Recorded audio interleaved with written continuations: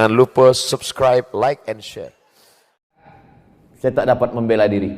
Siapa yang membela saya? Berkumpullah pengacara-pengacara, tiba-tiba saja tak diundang, tak diajak, tak diminta, membubuhkan tanda tangan 70 orang pengacara muslim dari Sabang sampai Merauke siap untuk membela Ustadz Abdul Somad. Takbir. Ustadz, kami ini berperkara dalam masalah narkoba. Terus kami cari siapa hakimnya. Kami cari hakimnya siapa, datang kami ke rumahnya. Pak, begini begono, begini begono, begini begono ini. Kata hakim, tidak, saya tak mau mengasihi anak bini saya makan haram. Bawa ini pulang. Akhirnya kami tengok dia tak mau duit, kami cari apa hobi anaknya. Anaknya rupanya suka kucing. Kucing Anggora yang pesek, makin mahal kucing ini. Kami bawakan anak kucing untuk anak dia. Pak, kalau bapak tak mau duit, ini kami bawakan kucing. Tidak, aku masih punya duit untuk kucing. Jadi sampai hari ini yang punya integritas itu masih ada. Orang-orang yang jujur, yang amanah itu masih ada. Tapi memang dia tak banyak. Mereka ini macam ya perlu dibudidayakan. Jangan lupa subscribe, like, and share. Assalamualaikum warahmatullahi wabarakatuh. Alhamdulillah wassalatu wassalamu ala Rasulillah wa ala alihi wa sahbihi wa man tabi'ahu wa mawalah. 1, 2, 3 dan 4, 9, 10, 11 dan 12. Advokat mengundang Ustadz Abdul Somad sampai lupa COVID-19. Sebetulnya pantun ini hanya sebagai tradisi orang di bumi Melayu Delhi, berpantun pembawa acara, berpantun pula awal. Dimulainya 1, 2, 3 dan 4, kita ikut pula 1, 2, 3 dan 4. Itu saja. Yang saya hormati bapak-bapak, keluarga besar Forum Komunikasi Advokat, tak dapat saya sebutkan satu persatu. Insya Allah semuanya dimuliakan Allah Subhanahu Wa Taala. Tadi sebelum kami kemari sempat makan malam, agak lambat sedikit. Saya katakan ke Bang Iqbal, Ustadz Iqbal Sauki Pulungan LC, Bang cepat sedikit, nanti kalau kita lambat payah ini, nanti dipasangkan orang nih pasal-pasal karet ke kita. Perkara lama kita aja belum selesai, belum SP3 lagi. Ini kaki ini sebelah masih tertambat lagi. Jangan sampai kena kita pasal-pasal baru. Jadi menjadi advokat ini luar biasa. Selesai pengajian subuh saya pun keluar dari masjid mau sarapan. Datanglah anak muda. Kata anak muda ini, Ustadz Somad, saya baru selesai S1. Fakultas apa? Fakultas Hukum.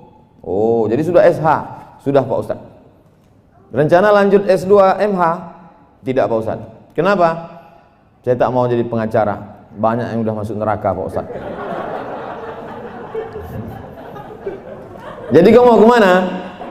Aku mau ngambil S1 lagi Pak Ustadz. S1 apa? S1 Hukum Islam. Aku mau taubat kata dia.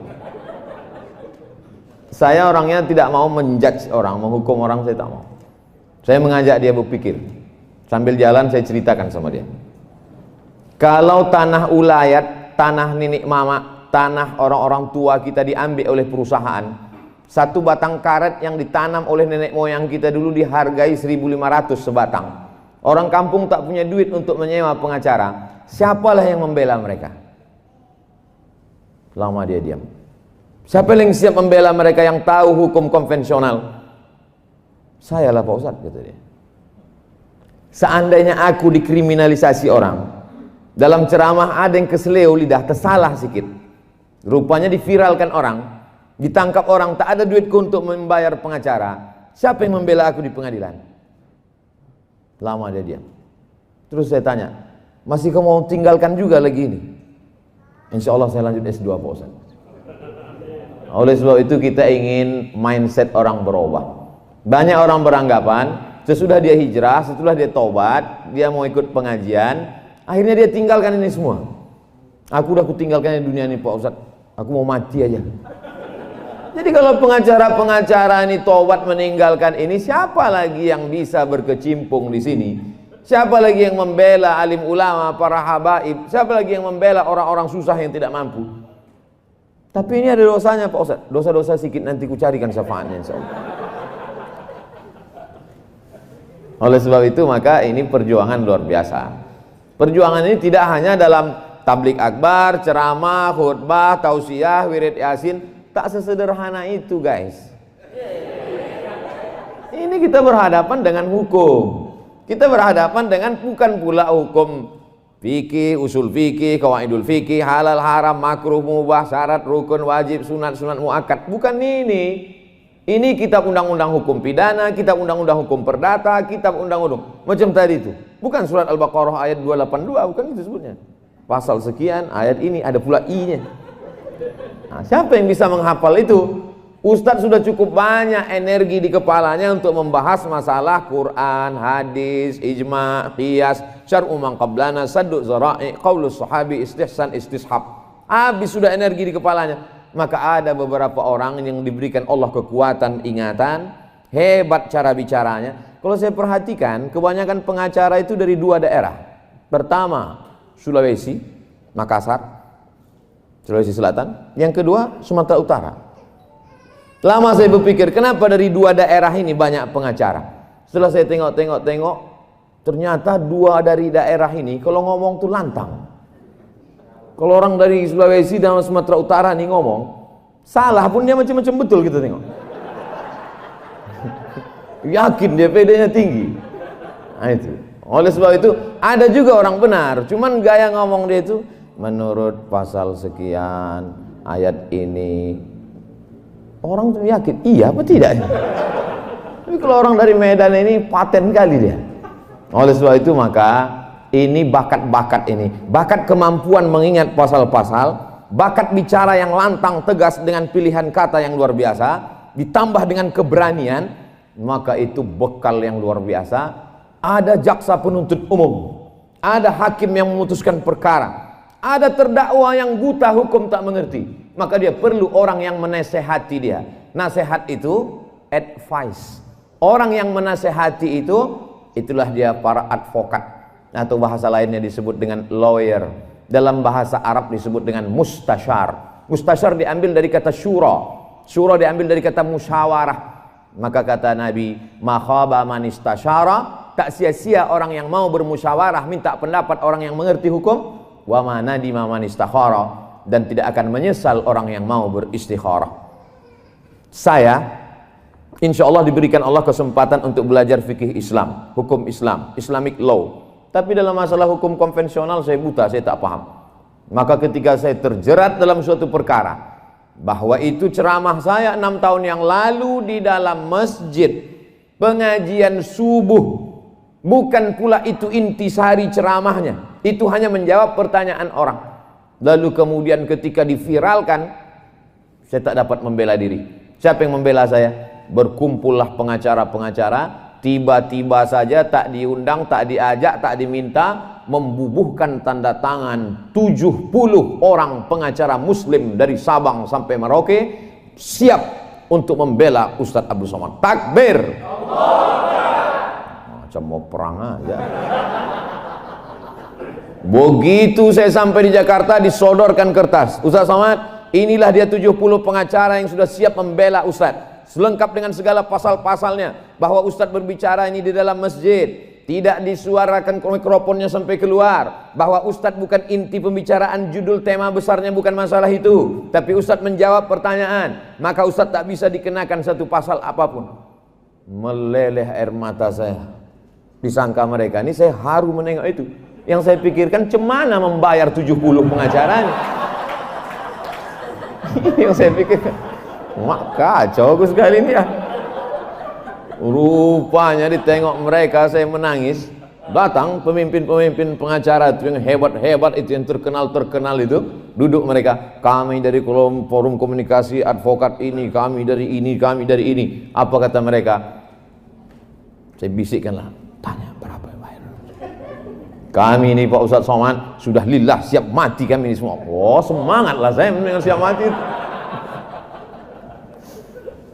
Jadi maksud cerita saya ini dari awal ini adalah bagaimana kita profesional di bidang. Karena orang kalau tidak dia jalani ini dengan kesiapan mental, dia bimbang-bimbang, ragu dia melangkah, ragu dia bekerja, cemas-cemas dalam hatinya.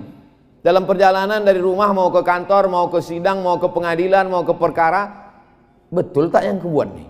Kira-kira dapat pahala atau tidak? Jangan-jangan aku ini masuk neraka.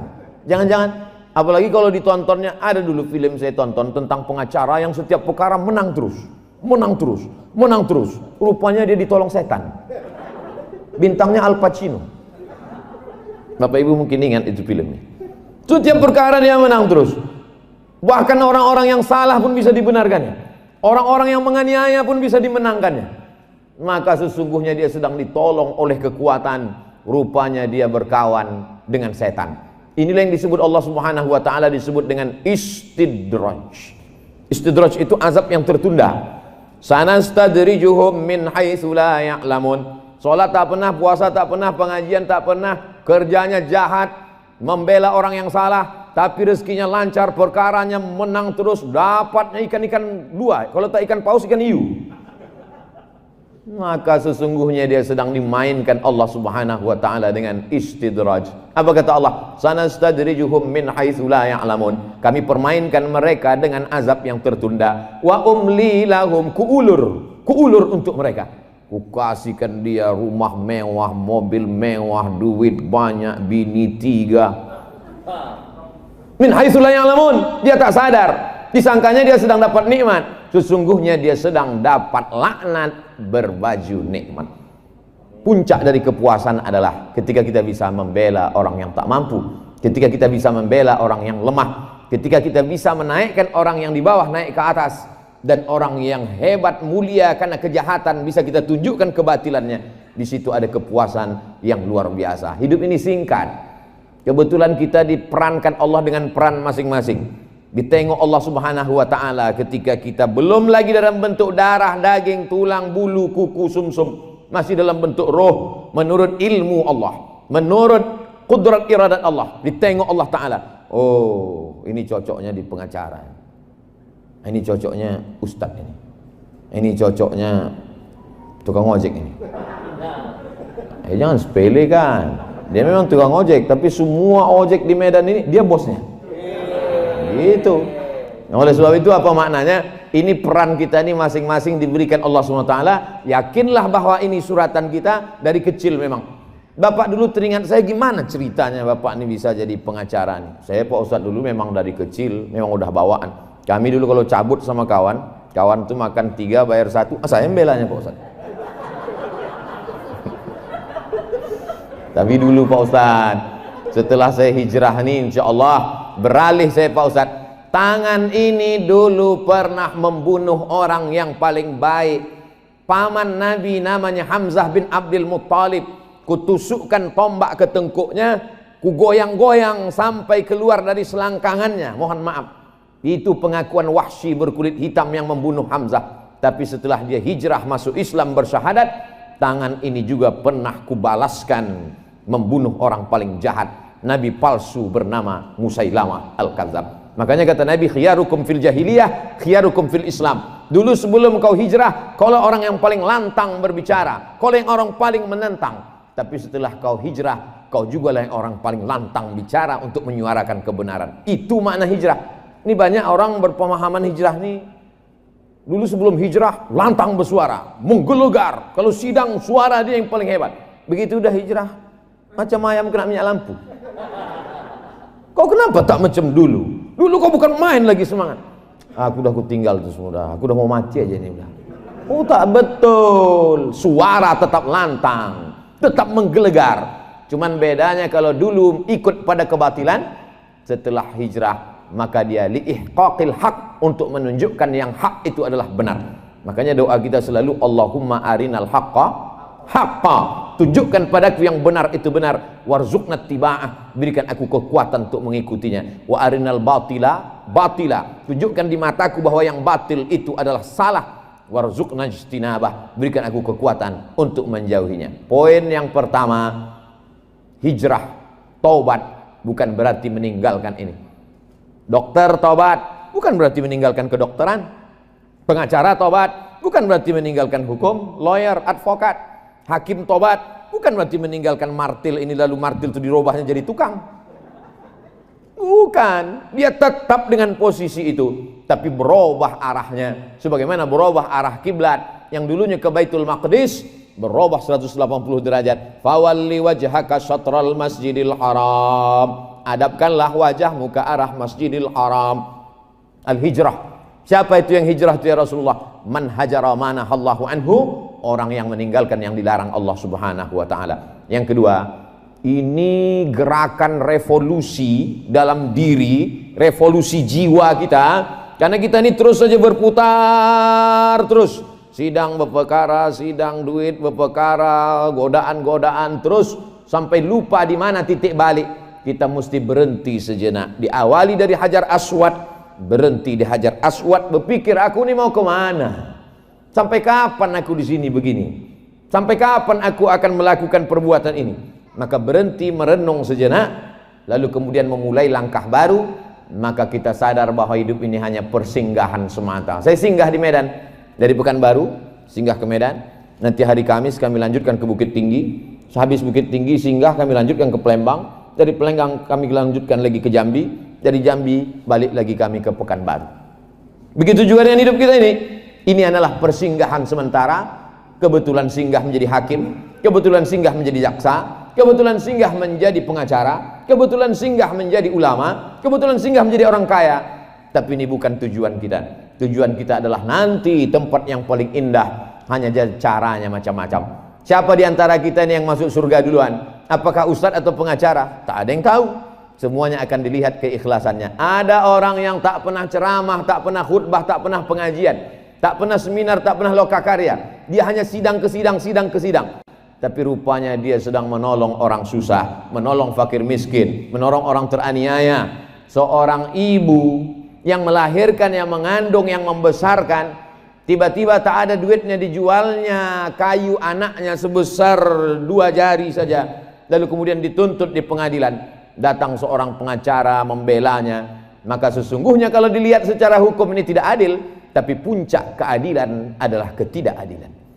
Oleh sebab itu gelambang daripada hukum itu adalah orang yang tertutup matanya. Kenapa? Karena mata tak pilih kasih.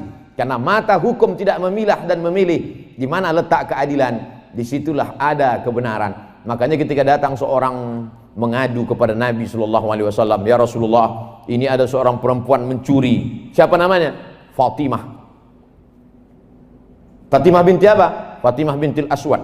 Aswad artinya hitam. Fatimah bintil Aswad, Fatimah anak Pak Hitam. Kepala suku, mencuri. Dalam Islam sudah jelas hukumnya. As-sariqu, pencuri laki-laki. Was-sariqatu, pencuri perempuan. Faqta'u aydiyahuma, potonglah kedua tangannya. Kata Nabi, potong tangan, tak ada cerita. Tapi ini kepala suku ya Rasulullah.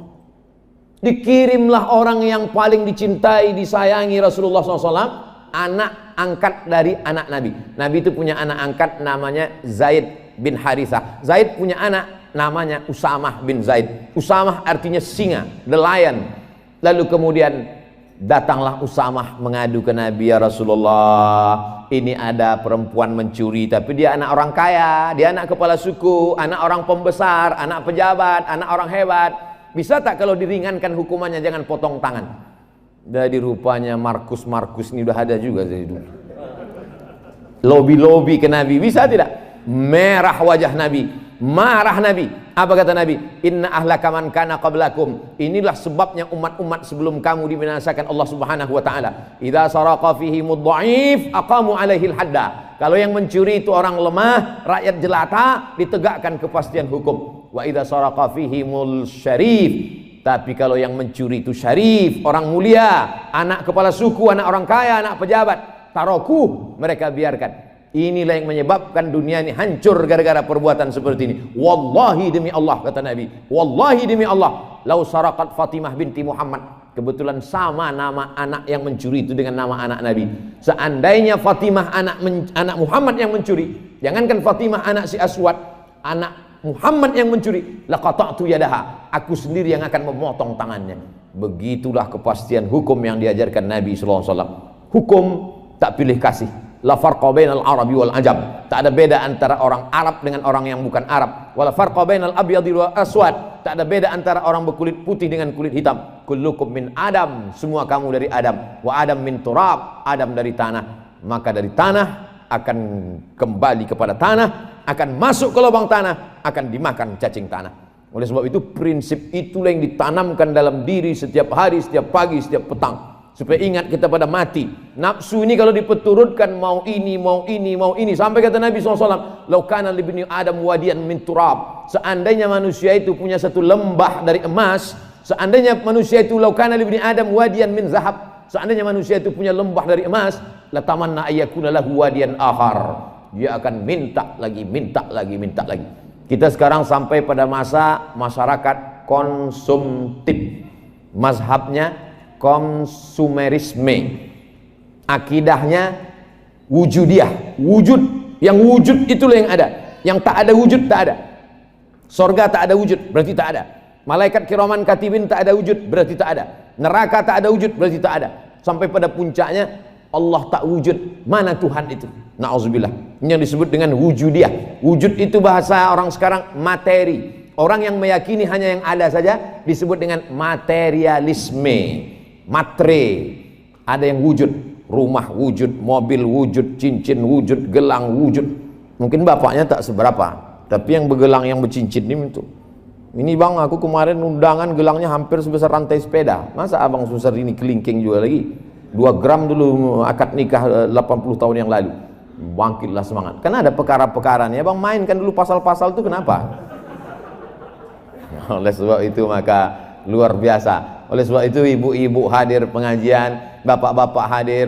Ini semua adalah, kalau tadi disebutkan ada kejujuran, ada kebaikan, ada integritas, mustahil. Ini hanya kata-kata yang keluar lipstik dari tepi bibir, dari ujung lidah saja. Kalau tidak mendekatkan diri kepada Allah SWT, kalau tidak ingat mati.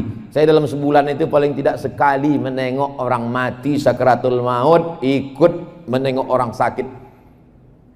Saya dalam dunia ustadz. Ustadz itu setannya ada juga, cuman tak banyak-banyak kali. Tetap saya bagaimana mengingat mati ini, langsung datang ke kubur, menengok liang lahat untuk ingat, hai Abdul Somad, bahwa kau akan mati. Oleh sebab itu bapak-bapak pengacara, ibu-ibu pengacara tentu lebih banyak lagi. Kalau bisa tiap-tiap hari. Kalau bisa syukur yang rumahnya dekat kuburan. Saya ini Pak Ustadz rumah dekat kuburan. Sekali pulang ke rumah 2 kali lewat kubur.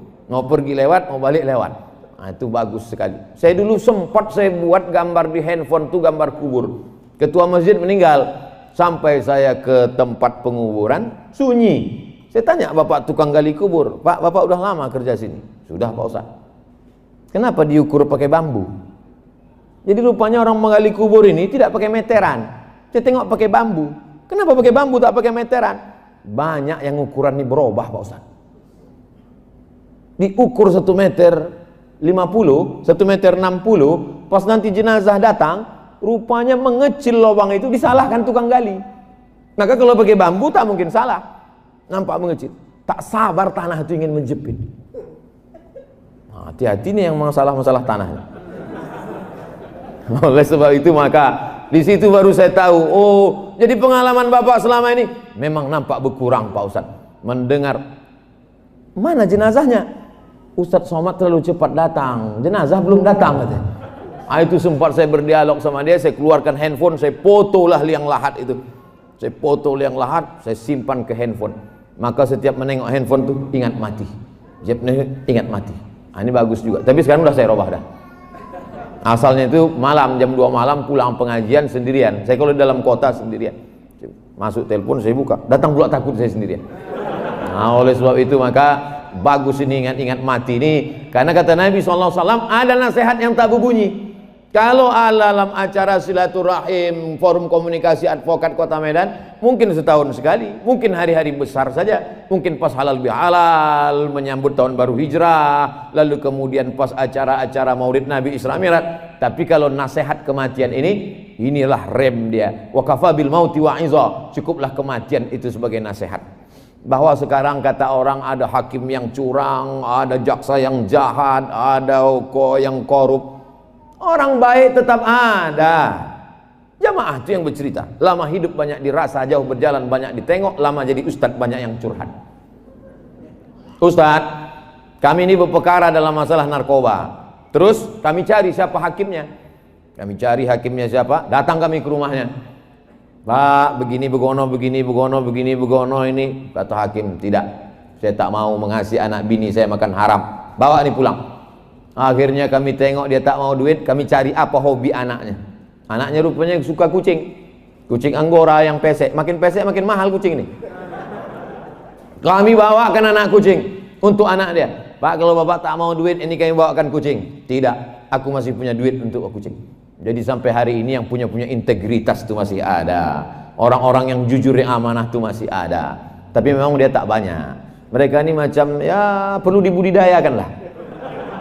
Macam dinosaurus dia. Nah, itu udah hampir punah. Tapi Allah berjanji apa kata Allah? Wa may yartadda minkum an dinihi, siapa yang meninggalkan integritas, kejujuran, ketakwaan, kebaikan ini, ditinggalkannya, fasaufa ya'tillahu biqaumin, akan diganti Allah dengan sekelompok orang, yuhibbunahu wa yuhibbuhum wa yuhibbunah. Allah cinta kepada mereka dan mereka pun cinta kepada Allah. Yujahiduna fi sabilillah, mereka tolong agama Allah, mereka tolong hamba-hamba Allah yang lemah. La yakhafuna fillah laumata laim, mereka tak pernah takut kepada orang yang mengejek. Laumata laim dalam Quran disebut mengejek. Kalau orang sekarang membuli, lebih kerennya lagi haters. Maka mereka tak pernah takut sedikit pun kepada bully, haters dan lain sebagainya. Kenapa? Karena tujuan mereka dalam hidup ini adalah mencari ridha Allah. Ilahi anta maksudi wa ridhaka matlubi. Saya yakin dan percaya godaan bapak, godaan ibu tak sama macam godaan saya. Godaan saya tak begitu banyak, paling-paling pas dekat-dekat pilkada aja. Tapi doa godaan bapak ibu yang dimuliakan Allah Subhanahu wa taala, ini sekarang nih banyak godaan ke saya. Baru pagi tadi masuk WhatsApp, bisa tak Ustadz jalan begini? Saya bilang, yang dulu-dulu tuh CRV saya tolak, Fortuner saya tolak. Kalian mau ngasih apa? Katanya. Jadi saya pasang harga tinggi duluan. Pucat dia langsung. Bapak Ibu yang dimuliakan Allah Subhanahu wa taala. Jadi bicara tentang integritas, bicara tentang keyakinan bahwa rezeki itu dari Allah. Sengaja dijauhkan Allah antara lambung dengan otak. Otak di sini, lambung di sini. Karena banyak orang sekarang otak sama lambung bersatu. Macam otak udang. Kalau bercakap sama dia 5 menit, menit pertama itu aja yang agak lambung, agak jauh sedikit dari otak. Habis itu bersatu lah dia. Sengaja dijauhkan Allah, di sini satu, di sini satu. 3 jengkal jaraknya supaya jangan sampai pikiran kita ini lambung. Malam tadi kami sedang duduk-duduk sama seorang profesor. Profesor ini ada kelebihannya nih Ustaz. Apa kelebihan dia? Siapapun yang berobat sama dia, terserah. Berobatlah terserah. Oh. Apa obat gula darah diabetes mellitus itu Pak Profesor? Mudah aja Pak Ustaz. Apa obatnya? Jangan makan nasi. Pergi pagi pulang petang peras keringat banting tulang cari duit untuk beli beras di tanah jadi nasi. Kata profesor nih nasi pula tak boleh dimakan. Manusia ini kan aneh. Manusia ini makhluk yang unik. Bolak-balik cari duit, setelah duit dapat diserahkan pula ke rumah sakit di Malaka. Bulat duit itu dapat, tak sempat dinikmati, tak sempat dimakan pun tidak. Berdirilah saudara kita yang mencari makanan halal di rumah makan untuk melayani orang-orang hebat, orang-orang yang berkuasa, orang yang banyak duit ini. Bapak silakan makan, pesanan saya belum datang. Sudah semua Pak, gulanya sudah, rendangnya sudah, satenya sudah. Ada satu yang belum. Apa Pak? Rebus kentang tak pakai garam. Betapa kita tak dapat menikmati apa yang kita cari. Betapa kita punya duit, sesungguhnya duit itu hanya singgah saja di nomor rekening kita. Sempat dia singgah sebentar, habis itu keluar lagi kita transfer ke sana. Ke kawan-kawan kita juga, ke sahabat kita juga yang profesinya lain. Kalau ini profesi advokat, yang di sini pula profesi dokter spesialis. Martilnya kecil aja. Dipukulnya lutut 2 kali, 5 juta. Senternya kecil aja. Suruhnya buka mulut, 5 juta. Sampai takut bapak itu menutup. Karena bukanya jodoh 5, tutupnya berapa kata dia. Oleh sebab itu, duit yang halal itu juga lah yang akan mengarahkan hati kita untuk berwakaf, beli tanah, bangun masjid. Masjid apa namanya yang di sana tuh? Masjid Al-Ikhlas. Masjid apa namanya yang di sana tuh? Masjid At-Taqwa. Itu agak aneh aku tengok masjidnya. Masjid apa itu? Masjid Al-Advokat. Kumpul advokat-advokat ini, dikumpulkannya duit, serahkannya, dibuat mereka masjid. Aku Pak Ustaz kalau membangun satu masjid tak sanggup Pak Ustaz, maka kami keroyokan, rombongan, pembebasan tanah 1 meter 500.000. Kami keroyok dapat 1 hektar Pak Ustadz. Kenapa 1 hektar? Karena di samping masjid nanti mesti ada MDA-nya, ada SDIT Qurannya. Lalu kemudian kami cari alumni pesantren Mustafawiyah, Darul Arafah, Pondok Pesantren Gontor, Tebu Irang menjadi gurunya. Lalu kemudian pula kami didik mereka bagaimana melatih mereka nanti menjadi pengacara-pengacara yang membela orang lemah, bagaimana bicara, bagaimana mereka memilih kata, bagaimana mereka kuat menghafal. Maka ini semua cita-cita kami Pak Ustadz. Kita mesti punya cita-cita bersama dari sekarang. Karena kalau hanya sekedar datang, duduk, ngobrol-ngobrol, foto-foto, minum-minum, apalagi minumnya kopi. Hidup sudah pahit, jangan minum kopi pahit. Oleh sebab itu maka ini semua penting. Ada visi misi cita-cita ke depan. Man bana masjidan, siapa yang bangun masjid, banallah mithlahu baitan fil jannah, dibangunkan Allah untuk dia satu tempat dalam surga. Pak Ustadz, ini ada duit Pak Ustadz. Terus ragu aku duit ini, dibilang putih kali tidak, dibilang hitam kali tidak, agak abu-abu lah Pak Ustadz. Serahkan. Mau Pak Ustadz? Jangan, aku tak mau yang abu-abu nih. Nah, ini kita serahkan untuk masalah kepentingan banyak. Orang banyak akan menikmatinya. Mati kita, itulah yang akan menerangi kubur, itulah yang akan menolong di alam barzah. Karena kalau diperturutkan dunia ini tak bertepi, macam minum air laut, makin diminum makin haus, makin diminum makin ingin, puncak. Tak sampai kita pada puncak kenikmatan. Nikmat yang paling nikmat adalah ketika menolong agama Allah Subhanahu wa taala. Dulu saya di mana-mana kalau ceramah apa kata protokol? Berikut ini mari kita dengarkan tausiah yang akan disampaikan oleh Dr. Abdul Somad LCMA. Asal naik saya ke atas, mohon maaf jamaah, saya klarifikasi, saya belum doktor. Itu hanya doa saja dari protokol. Dalam hati saya, nanti kalau aku udah doktor, ku buat kartu nama ini sepanjang perangko, sepanjang amplop. Tapi ternyata tidak juga. 24 Desember 2019 dapat saya doktor dari Sudan. Setelah 3 tahun proses perjalanan. Habis itu diundang saya ke Universitas Islam Brunei Darussalam, Universitas Islam Sultan Syarif Ali, diberikan visiting profesor. Habis itu ditulislah nama. Sampai sekarang tak punya kartu nama. Disinilah baru nama saya disebutkan sepanjang-panjang selengkap-lengkapnya. Datuk Sri Ulama Setia Negara Kiai Jagal Mangku Dilaga, Profesor Dr. Abdul Somad LCMA. Tinggal satu aja yang belum disebut, almarhum. Panjang-panjang umur ceramah, baru di komunikasi, forum komunikasi advokat nih. Memang betul loh, advokat itu detail dia, setiap kata itu ingat dia. Karena dia memang kalau salah sedikit langsung kena kan, nampaknya. Oleh sebab itu maka ketelitian, kedetilan, ketajaman analisa, kehebatan menghafal, kecakapan untuk menyampaikannya, itu adalah bakat yang tak dimiliki orang lain. Pengacara dengan ustadz itu beda-beda tipis aja. Bedanya kalau pengacara itu dia bicara di depan hakim, bicara di depan terdakwa, bicara di depan jaksa, bisa didudukkannya semua. Dia hebat, berhadapan dengan polisi, berhadapan dengan perusahaan-perusahaan besar, berhadapan dengan preman, kena teror, macam-macam. Saya berhadapan dengan pengacara-pengacara di daerah minoritas. Luar biasa perjuangan mereka. Apa kata mereka waktu saya datang? Kami ini semangat karena Ustadz Somad. Kami tengok Ustadz semangat, kami pun bersemangat. Dalam hati saya, aku pun semangat karena kalian pula semangat. Jadi pada hakikatnya kita adalah saling menyemangati, saling bersama, berjamaah, itulah datang kekuatan kita. Alaikum bil jamaah. Malam ini orang semua akan tahu di mana Ustadz Somad itu ceramah. Ustadz Somad ceramah bersama forum komunikasi advokat Kota Medan. Besok di-share beritanya. Apa kata haters tuh yang kalian ganggu, ngeri-ngeri sedap kita nanti. Perkara kan. Baru tahu dia. Bagus juga sering-sering. Udah lama saya ceramah ke Medan ini, baru kali ini diundang advokat. Mungkin kalau dari dulu tak banyak kali apa itu. Perlu kita sering-sering dekat pengacara nih, biar jangan apa kali haters itu kan. Saudara yang dimuliakan Allah Subhanahu wa taala. Yang pertama bahwa jangan tinggalkan ini, karena kalau kau tinggalkan belum tentu ada orang yang lebih baik daripada engkau. Kalau kau tinggalkan tempat ini, apakah kau yakin ada orang lebih baik, lebih suci, lebih berintegritas, lebih jujur, lebih baik daripada engkau? Belum tentu.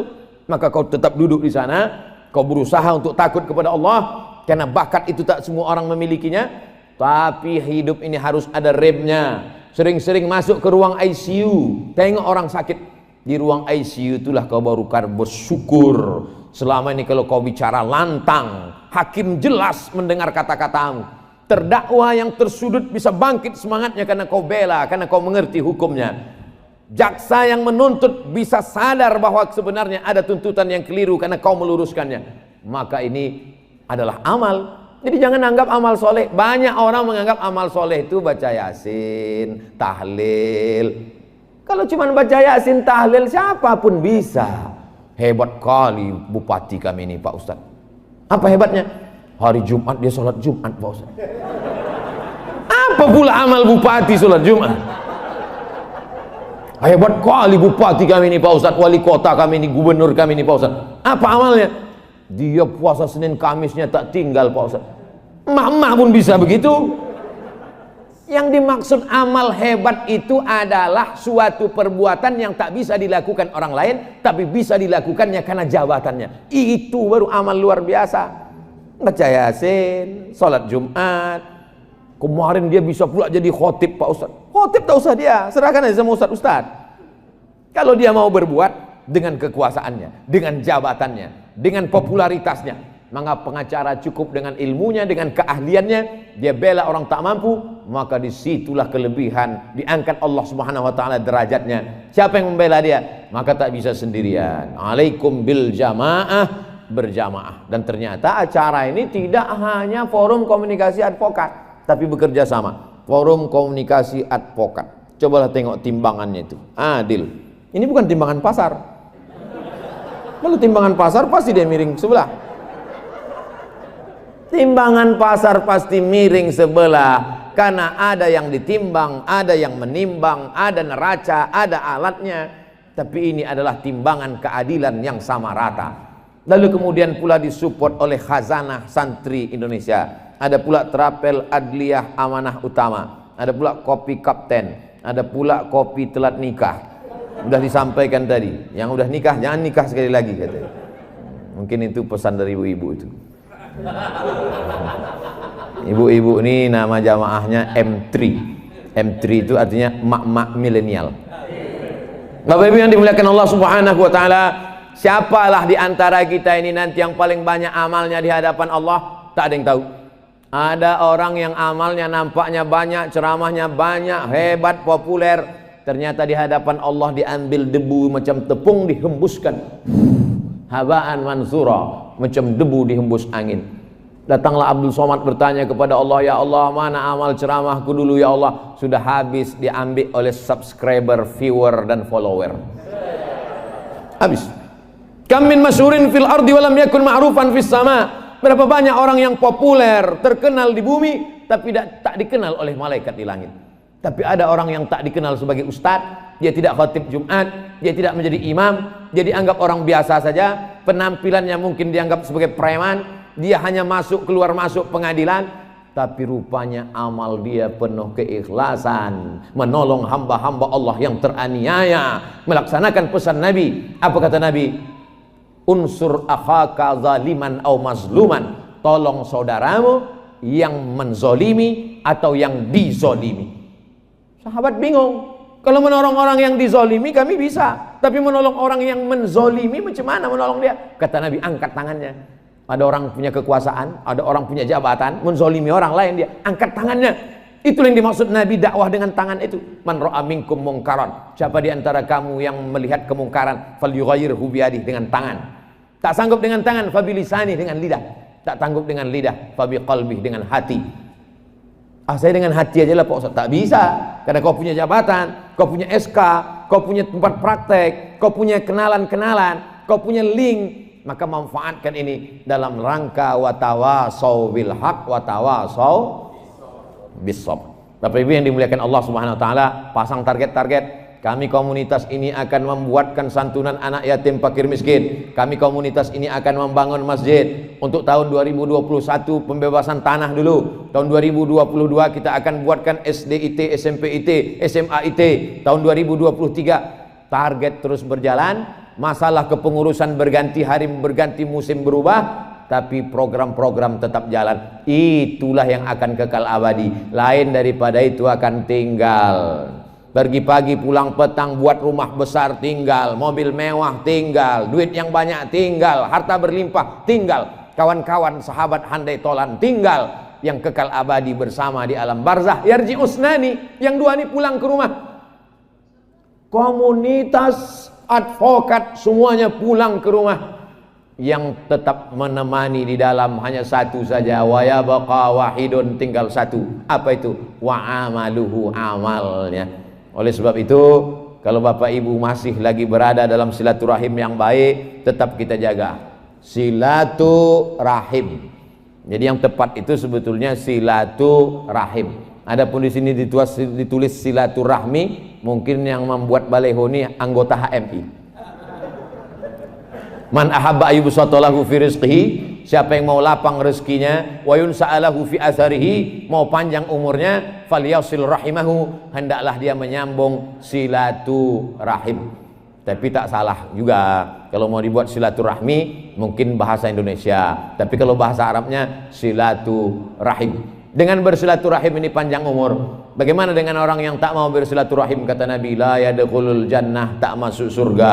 Qati'ur rahim, tak masuk surga orang yang memutus tali silaturahim. Puasa sunat rajin, banyak berinfak, berwakaf, bersedekah, tapi memutuskan tali silaturahim, la yadkhulul jannah, tak masuk surga. Qati'ur rahim, orang yang memutus tali silaturahim. Membangun pribadi advokat yang bertakwa. Takwa, ta itu tawadu, wa ya. 4 huruf kata Imam Al-Qusairi. Yang pertama itu ta, tawadu, rendah hati. Tapi tawaduknya pengacara bukan menunduk. Tawaduknya pengacara dia mesti lantang, matanya mesti tajam. Tawaduknya pengacara suaranya mesti menggelegar. Saya tak mau selesai acara ini besok semua pengacara tawaduk. Bapak Hakim, habislah.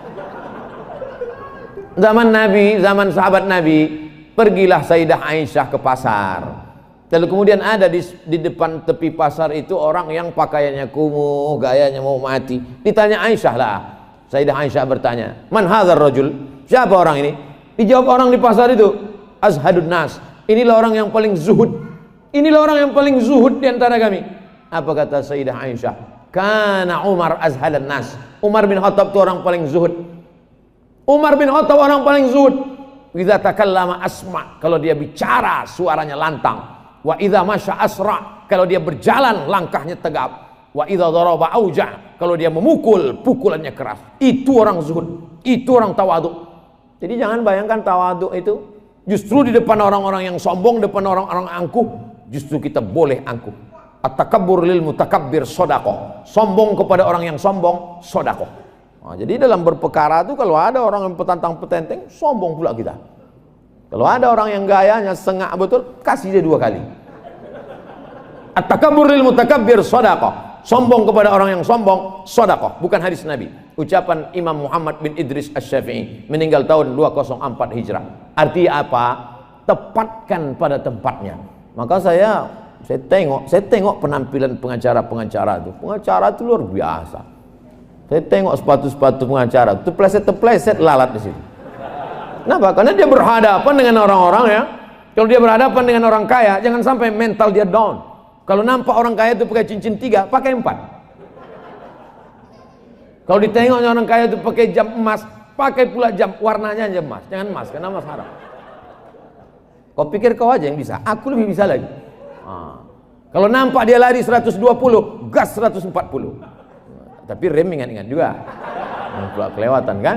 Oleh sebab itu mana tawaduk? Kapan kita tawaduk, rendah hati, rendah diri, suara pelan? Ketika berhadapan dengan orang miskin, dengan orang susah, di hadapan Allah, rendahkanlah dirimu. Ini kadang banyak orang nih kalau di depan orang miskin, dia yang petantang-petenteng. Di depan pejabat, depan tentara, depan polisi, depan orang punya kuasa, apa dia ciut? Itu bukan tawaduk. Tawaduk itu adalah menempatkan sesuatu pada tempatnya. Nah, yang pertama takwa itu adalah tawaduk. Yang kedua qanaah. Qanaah itu merasa cukup. Cukup. Hidup ini kan cuma 2, makan, pakai. Cuman itu. Sebelum ke sini kami makan. Habis itu pakai sepatu, pakai celana, pakai baju, cukup. Ini ada orang sampai berdiri sampai 50 juta. Sepatu 10, tegores sedikit menangis. Celana 7, baju apa biasa aja. Kau menjadi orang kaya bukan karena bajumu harga 5 juta, tapi kau beli baju 50 ribu, yang 4.950.000 kau serahkan ke fakir miskin anak yatim. Itulah baru kau kaya. Kau kaya bukan dengan mobilmu yang mewah, yang mahal. Kau kaya adalah dengan kesederhanaanmu, tapi bisa kau berikan. Makan, paling banyak orang nambah 2 kali. Tadi kami makan, Mas, tambah 2 kali. Tak ada orang sampai 3 kali tambah. Kalau ada tambah sampai 3 kali, perlu diperiksa ususnya berapa meter panjangnya itu. Hidup ini cuma 2, makan, pakai. Yang kedua pakaian. Pakaian paling banyak. Saya karena malam, saya pakai baju yang tebal. Paling banyak 2 lapis, 1 lapis di dalam, 1 lapis di luar. Paling banyak 3 lapis yang pakai jaket. Kalau sampai ada 4 lapis itu bukan kaya, demam, sakit. Oleh sebab itu hidup ini kalau cuma makan, pakai, kita udah selesai dengan itu. Kita tak lagi berpikir mau rumah sebesar lapangan sepak bola, mau mobil mewah, selesai. Kita sudah selesai dengan itu. Makan sudah, pakaian sudah, qanaah. Iqna' bima qasamallahu lak takun aghnan nas. Merasa cukup dengan pemberian Allah, maka kau akan amat sangat berkecukupan. Jadi kalaupun para lawyer, pengacara ini sibuk mencari perkara, sibuk. Orang menjauhi perkara, dia mencari perkara. Kalaupun dia sibuk, maka sesungguhnya ada target-target yang ingin dia capai. Ada target-target akhirat oriented, tujuan yang mau dia pasang. Wara. Menjauhkan diri dari yang subhan, abu-abu. Ustaz Somad, itu pernah kami bawakan duit 1 koper Pak Ustaz. Terus kami bukakan, kami tunjukkan. Apa kata dia? Aku tak mau mengasih anak biniku makan haram. Tutup, bawa balik. Terus gimana Pak? Transfer aja.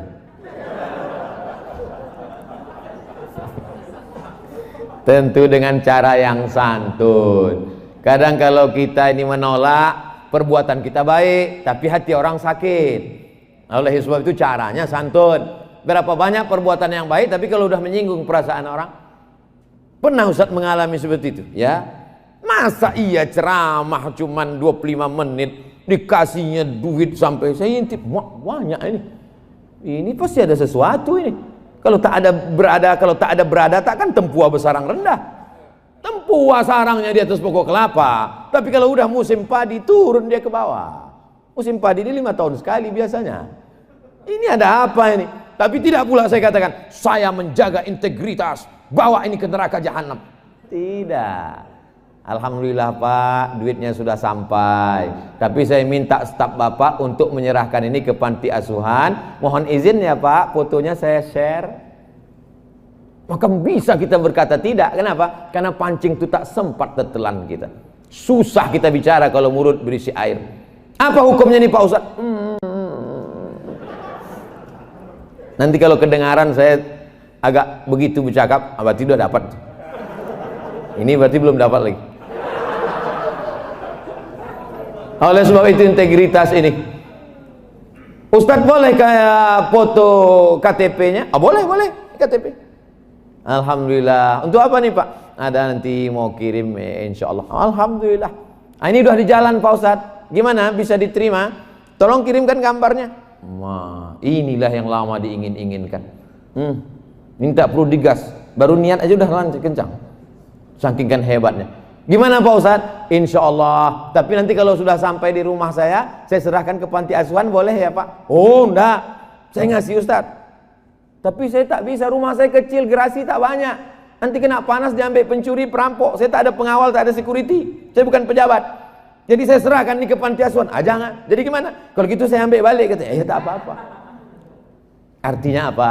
Caranya lembut. Lebih baik lembut mengena daripada keras tak kena. Apa gunanya keras tak kena? Yang lebih bagus memang keras kena, macam Mike Tyson. Tapi kita kan tak sampai macam itu. Nah, oleh sebab itu maka ini adalah qanaah. Tawadhu sudah. Qanaah sudah. Wara sudah. Iya, yang paling ujung yakin. Punya keyakinan bahwa anak-anak kita itu sudah dijamin Allah rezekinya. Kan itu yang merusak kita. Kita mungkin makan udah cukup, pakaian sudah cukup, tapi anak kita sebelum tidur malam terpikir, cemanalah sekolah anakku nanti. Kalau sekolahnya selesai, di mana pula rumahnya? Bagaimana pula kerjanya? Bagaimana pula nanti emasnya? Bagaimana pula kami menikahkan dia? Bagaimana pula ketakutan anak kita tak makan? Itulah yang membuat kita menjadi mencari yang haram-haram. Oleh sebab itu mesti ada keyakinan bahwa rezeki dijamin oleh Allah Subhanahu wa taala. Innama amruhu idza arada syai'an ayyakula lahu kun. Ada rupanya di antara kita ini yang keluar dari rahim ibu kita membawa pakaian satu setel. Ada yang lahir bawa koper? Tak ada. Akhrajakum min butuni ummahatikum. Keluar engkau dari perut ibumu, tapak kakimu 2 jari, panjangmu sejengkal. Itu makanya sering-sering kita nengok akikah. Kalau ada kawan undangan akikah, datang. Ini banyak orang tak mau datang. Kau datang akikah anakku ya? Tak bisa aku nengok kambing. Baru dengar kambingnya sudah naik darah tinggiku. Datang untuk melihat diri kita dulu, bahwa sekarang kita jadi pengacara terkenal, kita menjadi populer, menangani perkara-perkara besar. Begitu juga dengan anak-anak kita ini, rezekinya dijamin Allah. Kita didik saja mereka agama, masuk sekolah tafsir Quran, masuk sekolah tahfiz, masuk pesantren. Setelah itu terserah dia mau jadi apa, tengok bakatnya masing-masing.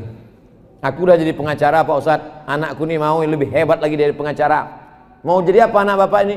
Ku tengok kemana-mana bawa martil, nampaknya masuk fakultas hukum jadi hakim nanti nih Pak Ustadz, hakim konstitusi Pak Ustadz. Terserah bakat dia mau kemana. Saya mau anak saya ke Mesir lah Pak Ustadz. Yang mau ke Mesir ini bapak apa anaknya? Saya Pak Ustadz. Kalau gitu bapak aja pergi. Jangan paksa anak-anak kita. Tapi untuk yang dasar nih wajib kita paksa. TK Quran, SD Quran, SMP Quran, SMA Quran. Untuk kuliah terserah kau mau kemana. Aku mau ke Amerika ya, tak apa-apa, otak kau Amerika, hati kau tetap la ilaha illallah Muhammadun Rasulullah. Aku mau ke Jepang ya, bagus kau ke Jepang. Dulu Jepang menjajah kita, aku jajah pula anak-anak gadis Jepang tu, kau Islamkan dia sana. Jangan sampai slop Jepang tu aja kita pakai. Oleh sebab itu maka silakan dia sekolah, dia silakan terbang sejauh mata memandang. Di hari petang dia akan pulang, karena dia tahu di mana letak sarangnya. Di mana dia? Dia akan balik ke Medan, Sumatera Utara, membangun negeri kita menjadi baldatun thayyibatun wa rabbun ghafur. Amin. Bertakwa dalam memperjuangkan keadilan. Yang kita perjuangkan bukan perut kita, yang kita perjuangkan bukan nama kita, yang kita perjuangkan bukan pribadi kita. Yang kita perjuangkan adalah keadilan. Salah satu dari nama Allah Asmaul Husna adalah Al-Adlu, keadilan. Kalau mau dekat kepada takwa, dulu huwa aqrabu littaqwa. Bersikap adillah engkau, itu mendekati kepada takwa. Ayat itu pula dibacakan pengacara tadi. Hampir bahan saya habis. Saudara yang dimuliakan Allah Subhanahu wa taala. Tadi saya mulai jam 8:30, sekarang jam 9:30. Di mana-mana saya ceramah selama di Medan ini dikasih orang mimbar. Baru di tempat pengacara inilah tak dikasih mimbar. Kasih. Kita tak bisa minta kan, khawatir kita dikenakannya nanti pasal-pasal karet. Saudara yang dimuliakan Allah Subhanahu wa taala, sampai akhirnya kita mati menghadap Allah. Saya sekarang umur dah 43 tahun. Kalau menurut hitungan Nabi Muhammad 63, lama lagi memang. Tapi kalau ditengok kawan-kawan sekolah dulu, kawan SD udah banyak meninggal, kawan SMP lagi, ditambah lagi Covid, diabetes mellitus, jantung koroner, macam-macam nama penyakit. Maka selalu kita ingat mati, ingat mati. Saya hanya berharap kalaupun ditambah Allah umur ini, hendaknya bertambahlah amal soleh. Kalaupun tak jadi besok pagi hidup, mati malam ini, maka mati itu membuat kita berhenti dari buat dosa. Itu aja. Saya kalau mau tidur malam, ya Allah kalau kau takdirkan aku hidup besok pagi, bertambah amalku. Tapi kalau kau matikan aku malam ini, berhenti dosaku. Habis. Tak perlu muluk-muluk. Tapi bukan berarti setelah itu kita tak ada planning. Tetap ada planning-planning ke depan. Saya tak mau gara-gara ini nanti rapat forum komunikasi advokat, pas Pak Ketua Pak Ahmad Fadli Roza SH bertanya, gimana anggota semua, apa planning kita ke depan? Udahlah Pak, kita serahkan ini kepada Allah Subhanahu wa taala. Kita mau mati aja nih. Bukan begitu. Harus ada planning-planning kita ke depan. Harus ada program-program ke depan. Karena kalau tidak kita akan mundur, kita tidak akan pernah maju. Maka i'mal lidunyaka, kalau untuk dunia, i'mal lidunyaka ka'annaka ta'ishu abada. Kalau untuk dunia seakan-akan kau hidup untuk selamanya. Wa'mal li akhiratika ka'annaka tamutu ghada. Tapi kalau untuk akhirat, maka bayangkanlah bahwa besok kita akan mati menghadap Allah Subhanahu wa taala. Mudah-mudahan saya termasuk orang yang adil. Bapak Ibu juga termasuk orang yang adil, menjadi pengacara, advokat juga adalah lawyer yang adil. Keadilan kita itulah yang nanti akan kita bawa menghadap Allah Subhanahu wa taala. Amin. Ya'ti yaumil qiyamati bi salatin, ada orang yang mati menghadap Allah, salatnya banyak, wa siyamin, puasanya banyak, wa zakatin, zakat wakaf infak sedekahnya banyak, wa hajjin, hajinya banyak, bolak-balik ke Makkah, tapi ternyata menganiaya orang yang sebetulnya orang itu tak berhak dibuatnya menjadi berhak, yang sebetulnya orang itu salah dibuatnya menjadi benar, yang benar menjadi salah. Maka mengantrilah orang ini menuntut di hadapan Allah Subhanahu wa taala. Ukhidat hasanatuhu, diambil salatnya dikasihkan ke sini, diambil puasanya diberikan ke sini, diambil sedekahnya diberikan ke sini. Faniat hasanatuhu, habis amal dia yang banyak tadi. Walam yuqda alaih, sementara yang menuntut dia masih panjang. Apa tak panjang? Sebulan 70 perkara. 70 orang teraniaya, tak semuanya baik betul. Akhirnya dihabiskan. Apa kata malaikat? Habis sudah amalnya ya Allah. Ambil dosa orang-orang yang dia aniaya itu. Ukhidat khatayahum, diambil dosa mereka. Turihat ilahi, dicampakkan kepada dia. Summa turiha finnar, masukkan dia dalam neraka jahanam. Inilah orang masuk neraka bukan karena tak sholat, bukan karena tak puasa, bukan karena tak haji, bukan karena tak berzakat. Masuk neraka karena berbuat zalim dan aniaya. Ittaquz zulma, jangan kau zalimi orang. Fa inna zulma zulumatun yaumil qiyamah, karena kezaliman akan menjadi kegelapan pada hari kiamat. Anak kecil tak boleh gelap. Kalau kita punya anak kecil, kata dokter jangan sampai mati lampu, karena kalau mati lampu sesak napasnya. Kalau sampai mati lampu, gelap gulita dia menangis. Kalau di dunia mati lampu begitu penderitaan, bagaimana menghadap Allah dalam keadaan mata terpejam, tak dapat melihat, khalidina fiha, kekal selama-lamanya. Wa nahsyuruhu yaumal qiyamati a'ma, kami bangkitkan dia dalam keadaan buta. Komplain dia kepada Allah, ya Rabbi lima hasyartani a'ma wa qad kuntu basira. Kenapa aku dibangkitkan di akhirat dalam keadaan buta, padahal dulu mataku bisa melihat terang waktu di dunia. Apa kata Allah? Laqad atatka ayatuna fanasitaha. Dulu ayat-ayat kami datang tapi kau pura-pura tak tahu. Kau tak mau melihat, kau tak mau memandang, kau tak mau berpikir. Sekarang fakadzalikal yauma tunsa. Sebagaimana dulu kau melupakan aku, kata Allah, hari ini kau menjadi orang yang terlupakan. Oleh sebab itu mengingatkan ini penting. Paling tidak ada pertemuan kajian, paling tidak ada di sana silaturahim, pertemuan bulanan, pertemuan hari-hari besar, pertemuan silaturahim. Mungkin dalam hal setahun sekali yang lebih besar di hotel, atau datang rumah ke rumah. Ini adalah dalam rangka watawasau bil haq watawasau bis sabr. Itu saya cukupkan 60 menit sesuai dengan yang tertulis di botol 600 ml. Baru saya nampak rupanya botolnya kecil. Kalau gitu 30 menit tadi sudah cukup. Sebagaimana biasa kalau ada pertanyaan saya jawab. Tapi jangan pula pertanyaan tentang hukum konvensional, itu ngetes-ngetes namanya itu. Bapak Ibu yang dimuliakan Allah SWT, saya kembalikan ke moderator. Assalamualaikum warahmatullahi wabarakatuh. Jangan lupa subscribe, like, and share.